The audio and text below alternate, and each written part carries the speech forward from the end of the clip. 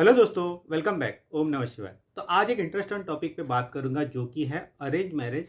Arrange marriage हो गई उसके बाद जो कि आपका एक एक्स्ट्रा मैरिटल अफेयर हो गया। अब देखिए ये वीडियो बनाने का मकसद क्या है। देखिए मैं कोई भी जो जनरल वीडियोस बनाता हूँ उसके पीछे रीज़न ये होता है कि उसके बारे में बहुत ज़्यादा क्वेश्चंस होते हैं, या तो मैं कंसल्टेशन में ऐसी चीज़ें बहुत ज़्यादा देखता हूँ जहाँ पे ऐसे क्वेश्चन अराइज होते हैं। खास करके देखिए जब भी मैं मैरिज कंसल्टेशन करता हूँ तो जो अरेंज मैरिज करने वाले लोग होते हैं या जिन्होंने लव मैरिज किया हुआ होता है, जो भी जैसे भी आपका रिलेशनशिप है, उसमें आपकी ये एक प्राथमिकता बन जाती है ये जानने की कि क्या मुझे इस एक्स्ट्रा मैरिटल अफेयर से मैं गुजरूंगा या तो फिर मेरी वाइफ या मेरा हस्बैंड गुजर सकते हैं। तो ये वाला क्वेश्चन हमेशा रहता है।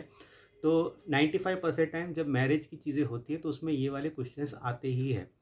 तो अब रिसेंटली भी काफ़ी लास्ट वीक जब मैं मैरिज कंसल्टेशन कर रहा था, काफ़ी पता नहीं क्यों लास्ट वीक मैंने बहुत ज़्यादा मैरिज कंसल्टेशन किए, तो उसमें मैंने देखा कि ये क्वेश्चन जैसे कि बहुत लोग के, जैसे कि अभी देखिए शादी का पूरा वो माहौल शुरू हो गया है, तो बहुत लोग अरेंज मैरिज कर रहे हैं। तो उनका यही था कि क्या हमको पहले कभी अफेयर नहीं रहा वैसी लड़की मिलेगी क्या, क्या लड़का लॉयल रहेगा क्या शादी के बाद, ये सारी चीज़ें बहुत ज़्यादा क्वेश्चंस पूछ रहे थे। ऑब्वियसली पूछना भी सही बात है, जानना भी ज़रूरी होता है। एटलीस्ट कुंडली के हिसाब से आप पता लगा ही सकते हो इन मोस्ट केसेस। बट मेरे हिसाब से जनरली अगर बात करें आप, तो वो ज़्यादा बेटर रहता है। बट हाँ, कुंडली से आपको एक तरीके की स्पाई करनी हो अपने पार्टनर के ऊपर, तो वो भी आप एक डायरेक्शन ले सकते हो। तो ये वीडियो अब उसी के ऊपर है कि अरेंज मैरिज हो गई तो उसके बाद क्या उस अरेंज मैरिज में एक्स्ट्रा मैरिटल अफेयर रहेंगे कि नहीं। तो देखिए मैं आपको एक मेरे क्लाइंट के चार्ट के थ्रू समझाऊंगा जो उनके लाइफ में हुआ है। अब देखिए वो मेरी क्लाइंट थी 2016 से, आज भी है, और काफ़ी अच्छा लाइफ उनका है। बट उन वो किस कैसे इस सारे चीज़ों से गुजरे, उन्होंने सारी डिटेलिंग में मुझसे बात की हुई है इसके बारे में। देखिए काफ़ी क्लाइंट जो होते हैं वो ओपन अप होते हैं, और सारी कुछ चीज़ें बताते हैं। तो जब वो सारी चीज़ें बताते हैं तो आपको उनको हेल्प करने में ज़्यादा देखिए मदद मिलता है। तो ये एक वैसी क्लाइंट थी जिन्होंने कुछ छुपाया नहीं, सारा कुछ बताया। और आप ये जो मैं आपको इनकी चार्ट दिखाऊंगा और इनसे इनके चार्ट के थ्रू आपको समझाऊंगा कैसे एक अरेंज मैरिज में एक्स्ट्रा मैरिटल अफेयर हो सकता है। जैसे ये उसे बाहर आ भी चुकी है, मैं आपको वो भी थोड़ा बता देता हूँ। बहुत अच्छा इनका देखिए एक फैमिली लाइफ है और ख़ुद भी ये काफ़ी अच्छा कर रही है एज अ एक प्रोफेशन में है जिसमें वो बहुत अच्छा कर रही है। तो पूरा आपको चार्ट के थ्रू समझ आ जाएगा क्यों कैसे हो रहा है, और आप भी पर्सनली इस चीज़ को देख सकते हो। आप if you are getting married, अगर आप शादी कर रहे हो तो आप भी ये चीज़ देख सकते हो पर्सनली। तो देखिए ये चार्ट देखिए आपके सामने आ गया होगा। तो देखिए एसेंडेंट है आपका जो कि कैंसर साइन है। आप देखो जो इनका 7th हाउस है वहाँ पे मून है, और मून आपको मैं बता दूँ उत्तराषाढ़ा नक्षत्र में है, यानी कि इसका लॉर्ड क्या हो गया, सन हो गया। तो ये वीडियो बनाना बाकी है मेरा, मून इन उत्तराषाढ़ा नक्षत्र। और आप देखोगे इनके जो कि 9th हाउस है वहाँ पे मार्स एंड वीनस कंजंक्शन है, और ये एक बड़ा ही क्लोज कंजंक्शन है। दूसरी चीज़ है कि आप देखोगे कि मरकुरी भी है इनके जो कि 8th हाउस में, और आप देखोगे राहु भी जो बैठा हुआ है इनके 12th हाउस में। जुपिटर आप देखोगे इनका बैठा हुआ है 5th हाउस में, एंड सैटर्न एक्सॉल्ट होकर बैठा हुआ है 4th हाउस में। तो ये सारी चीज़ें आपने देख ली। अब यहाँ पे देखिए सबसे बड़ी जो बात है जिसे कि हम मैरिज की बात करेंगे, तो अगर आप देखोगे कि मून जब भी देखिए 7th हाउस में यूजुअली होता है, तो मोस्ट ऑफ द चांस है कि आपकी जल्दी शादी हो। अनटिल एंड अनलेस सैटर्न का एस्पेक्ट ना हो रहा हो या और कोई प्लैनेट सपोर्ट ना कर रहे हो, तब अलग बात हो जाती है। बट अदरवाइज आप देखोगे कि अगर मून अकेला बैठा हुआ है, ज़्यादा कुछ एस्पेक्ट यहाँ पे हो नहीं रहा है मून के ऊपर, क्योंकि मून शाइन करता है। तो जब भी हो सकता है कि किसी ने आया, आपकी बात छेड़ दी, और एक मैरिज का सिनारियो क्रिएट हो गया और आपकी शादी हो गई। तो देखिए जैसे इनका एक मैं बता दूँ, जब जुपिटर ट्रांजिट कर रहा था कैंसर साइन में, यानी कि इनके असेंडेंट में। अब आप मून साइन के हिसाब से अगर देखोगे तो आप ग्रह को जैसे कि 7th हाउस को अगर फर्स्ट हाउस बनाओगे, क्योंकि इनका मून 7th हाउस में, तब आप देखोगे कि 7th हाउस में जुपिटर ट्रांजिट कर रहा था। तो उस टाइम पे इनकी जो कि शादी हो गई थी। तो ये स्टार्ट ऑफ 2004 है, तो आप वहाँ पे देख सकते हो, कभी भी रीचेक कर सकते हो कैलेंडर के हिसाब से। तो 2004 में इनकी शादी हो गई थी जब ये 24 साल के थे। और इनकी शादी, अब देखिए हाउस क्या है, सेवन्थ हाउस, सेवन्थ हाउस है सैटर्न का हाउस है। तो यहाँ पे कुछ तो सैटर्नियन थिंग आएगा ही ना, या तो डिलेड मैरिज होगा अगर सैटर्न भी सपोर्ट कर रहा है, या ऐसा कुछ तो होगा। तो यहाँ पे ये हुआ है कि इनका जो पार्टनर है इनसे 5 साल बड़ा है। तो इनका पार्टनर इनके कुंडली में 5 साल बड़ा आया। तो यहाँ पे सैटर्न को आपको एक चीज़ देखने मिली। देखिए जब भी सैटर्न का रिलेशन सेवन्थ हाउस से बन जाता है, कुछ ना कुछ ड्रास्टिक एज गैप होने के बहुत ज़्यादा चांस बन जाते हैं। ये मैंने 95% ऑफ द स्टडीज़ में देखा है, चार्ट रीडिंग में देखा है। या कुछ ना कुछ आपको यहाँ पे खास करके देखिए एज, या तो फिर जो आपका जो नेचर होता है वो बहुत ज़्यादा डिफ़र करेगा। अनटिल एंड अनलेस देखिए आपका भी कुंडली में सेम है, सैटर्न ही रूल कर रहा है, तब हो सकता है कि दोनों का वो एक जैसा हो। बट काफ़ी केस में यहाँ पे होता है कि अपोजिट जो कि कैरेक्टरिस्टिक्स पर्सन के मिलते हैं। अब देखिए इनकी लाइफ करीबन 10 साल वैसे ही चल रही थी, नॉर्मल लाइफ चल रही थी। और एक चीज़ आपको मैं बता दूं कि ये सनातनी नहीं है, यानी कि ये आउट ऑफ मतलब हिंदू नहीं है, दूसरे रिलीजन की है। तो यहाँ पे आप देखो एक अर्ली मैन जो है वो एडल्ट 5 साल बड़ा है एज में, और काफ़ी ज़्यादा कंजर्वेटिव फैमिली भी है। बट ऐसे कंजर्वेटिव नहीं है कि आप जैसे इमेजिन कर रहे हो कि बहुत ज़्यादा वुमन पे वो, ऐसा कुछ नहीं है। बट हाँ, थोड़ी बहुत ऑर्थोडॉक्स है, बट ओपन माइंडेड लोग भी हैं फैमिली में, ओपन माइंडेड लोग भी है काफ़ी ज़्यादा। आप कह सकते हो कि जैसे इनके जो फादर इन लो थे वो काफ़ी ज़्यादा ओपन माइंडेड थे, मदर बहुत ज़्यादा आप कह सकते हो कि ऑर्थोडॉक्स थी। और कहीं ना कहीं इनकी जो आप कह सकते हो मैरिड लाइफ में स्टार्टिंग पॉइंट आप 7-8 साल कह सकते हो कि मदर इन लॉ ने हेल बना रखा था इनकी ज़िंदगी को, बहुत ज़्यादा हेल बना रखा था, बहुत ज़्यादा प्रॉब्लम थी। देखिए जब भी आपके सैटर्न जो है खास करके वुमन के चार्ट में, जैसे इनका तो एग्जॉल्टेड भी 4th हाउस में है, तो अगर आपकी शादी ऐसे एज में हो रही हो ना, तो आप यूजुअली देखोगे कि आपका खास करके मदर इन लॉ के साथ आपका रिलेशन अच्छा नहीं रहेगा। इनिशियल स्टेज ऑफ लाइफ में बहुत ज़्यादा आपको मदर इन लॉ के थ्रू सफरिंग आने के बहुत ज़्यादा चांसेस बन जाते हैं। तो ये भी एक आप पॉइंट नोट डाउन करके रखिए। जैसे जैसे आगे बढ़ूँगा जो मेन टॉपिक पे उस पर आऊँगा, तो ये सारी चीज़ें हो रही थी।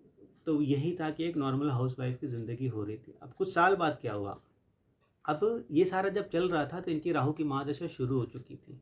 अब 10 साल हो गए तो राहु की महादशा के आधे से भी ज़्यादा टाइम पीरियड निकल चुका था। मैरिज भी इनकी राहु की महादशा में ही हुई थी, तो बहुत टाइम निकल चुका था। अब राहु की महादशा ख़त्म होने में 2 साल था। तो यहाँ पे राहु ने ऐसा कुछ इफेक्ट दिखाया नहीं था इनके चार्ट में।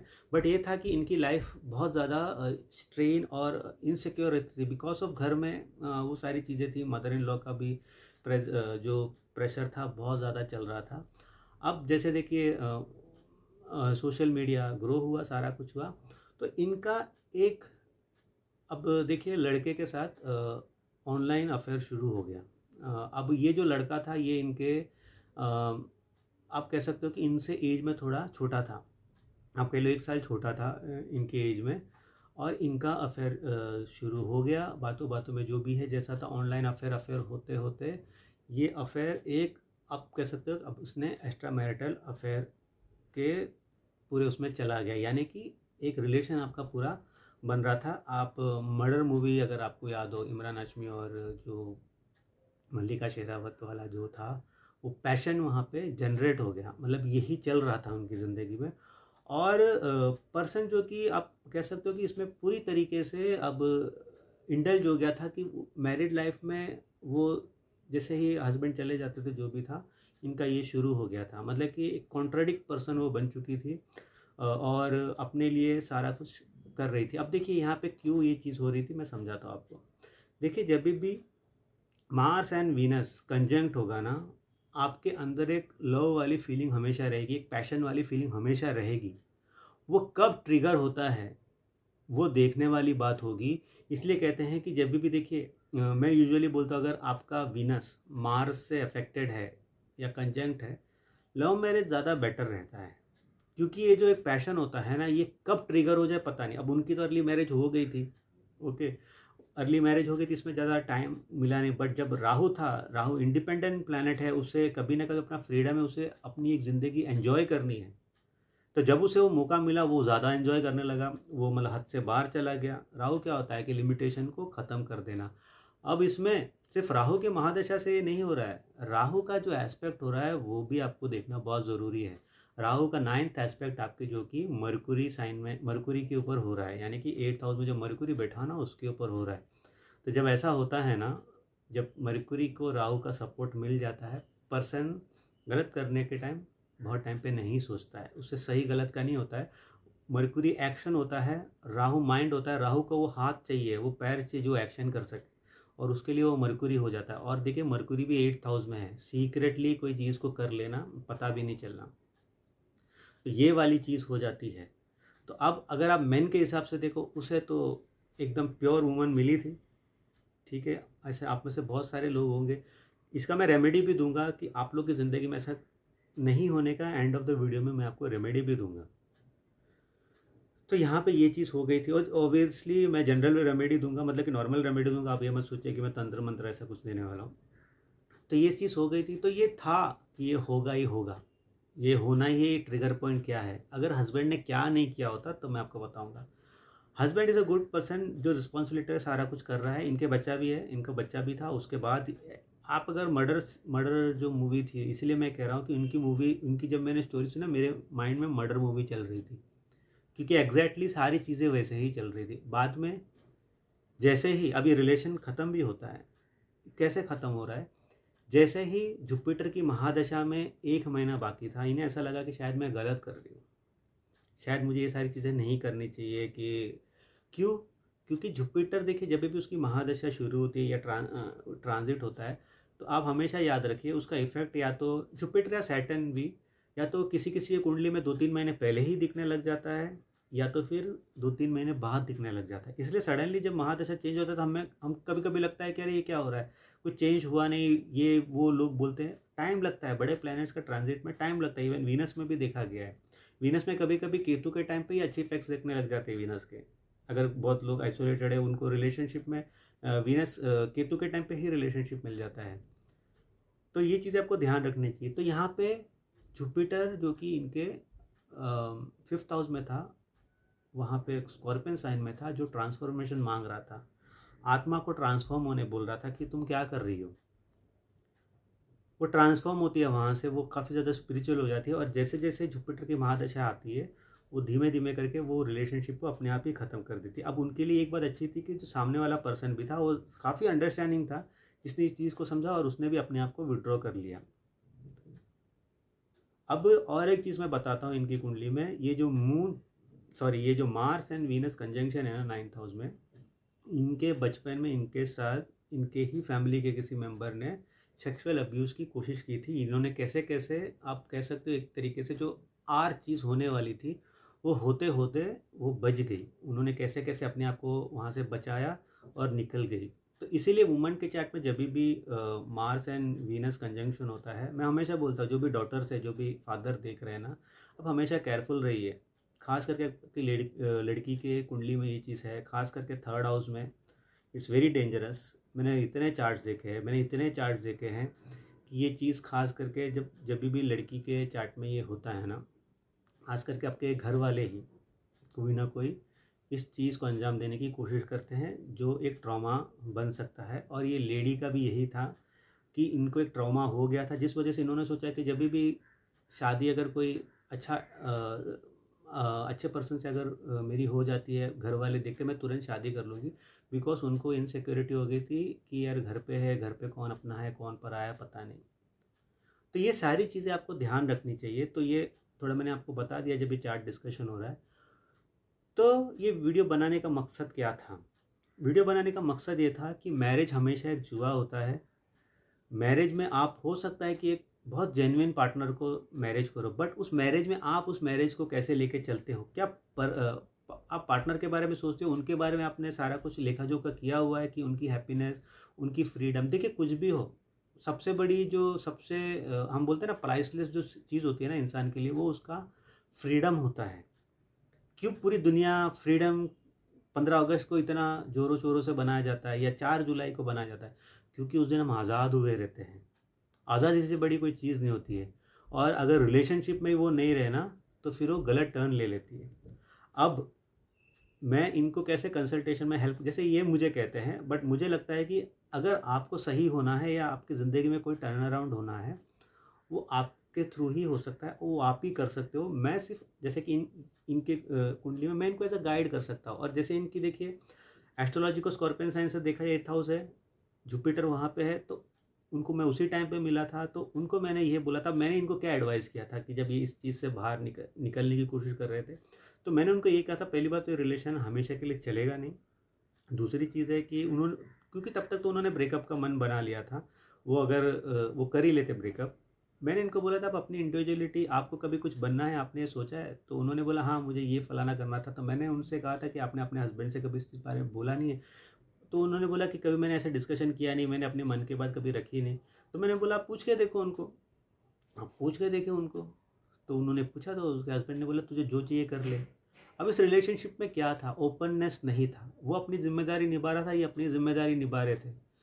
जब भी देखिए शादी आप करते हो ना, राहु की तरह आपको ओपन अप होना बहुत ज़रूरी है। वाइफ से हर तरीके की बात करो, हर तरीके की चीज़ें करो। वाइफ को भी सेम चीज़ करना चाहिए, कोई छुपे छुपाने वाला नहीं होना चाहिए।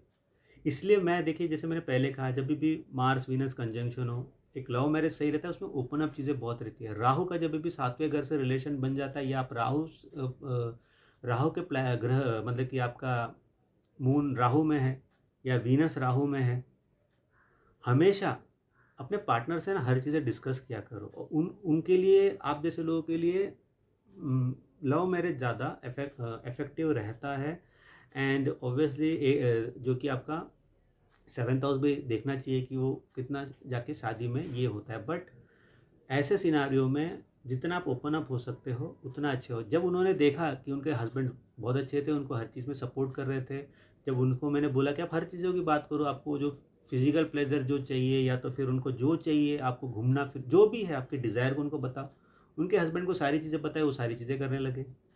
तो कहीं न कहीं उनको ये गिल्ट फ़ील तो हो गई ना कि यार काश मैंने ये नहीं किया होता। अब उसमें हस्बैंड का भी है कि वो भी ऑब्वियसली ज़्यादा ओपन अप नहीं है उस चीज़ को लेके, जिस वजह से दोनों ने कहीं न कहीं सफ़र किया। बट ये है कि इनका देखिए, अब 8th हाउस में मर्क्यूरी था, उस वजह से ये जो इनका जो 2 साल रिलेशन चला वो रफ़ा-दफ़ा हो गया, किसी को कुछ पता नहीं चला, और अंडर द टेबल सब चला गया। और उन्होंने एक स्पिरिचुअल एंगल भी लाइफ में ले लिया, जो कि उनको बहुत हेल्प किया, जो कि मेडिटेशन है, हेल्थ कॉन्शियस हो जाना। अब एक प्रोफेशन में है वो, जहाँ पे वो बहुत अच्छा कर रही है। बहुत उनके, अब देखिए, जैसे कि अब मैं आगे ये वीडियो बनाऊंगा मून इन उत्तराषाढ़ा नक्षत्र, उत्तराषाढ़ा नक्षत्र वाले काफ़ी टाइम पे ना लेट लेट राइज होते हैं। अब इनका भी अगर देखिए सूर्य का कंडीशन आप चार्ट में देखो, तो उस वजह से भी है कि सडन उनको रियलाइज़ हुआ, बट वो रियलाइजेशन में टाइम लग गया।